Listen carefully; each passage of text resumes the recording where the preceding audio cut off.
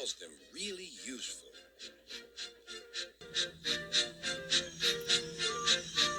I'm going to the scrapyard today, Edward called to Thomas. What, already? You're not that old, replied Thomas cheekily. Thomas was only teasing.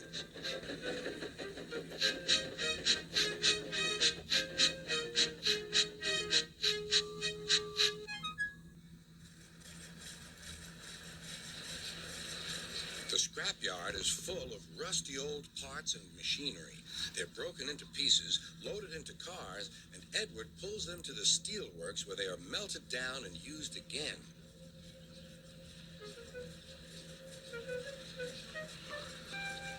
Today, there was a surprise waiting for Edward in the yard. It was a traction engine. "Hello," said Edward. "You're not broken and rusty. What are you doing here?" "I'm Trevor. They're going to break me up next week." "What a shame," said Edward. "My driver says I only need some paint, polish, and oil to be as good as new, but my owner says I'm old-fashioned." Edward snorted. "People say I'm old-fashioned, but I don't care. Sir Topham Hatt says I'm a useful engine. What work did you do?" "My owner would send us from farm to farm. We threshed corn, hauled logs, and did lots of other work. The children loved to see us." Trevor shut his eyes, remembering. "Oh, yes, I like children." Edward set off for the station. "Broken up, what a shame. Broken up, what a shame. I must help Trevor. I must." He thought of all his friends who liked engines, but strangely, none of them would have room for a traction engine at home. "It's a shame. It's a shame," he hissed.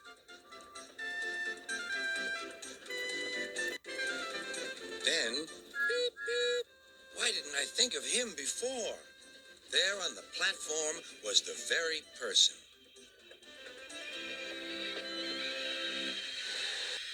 "Hello, Edward. You look upset."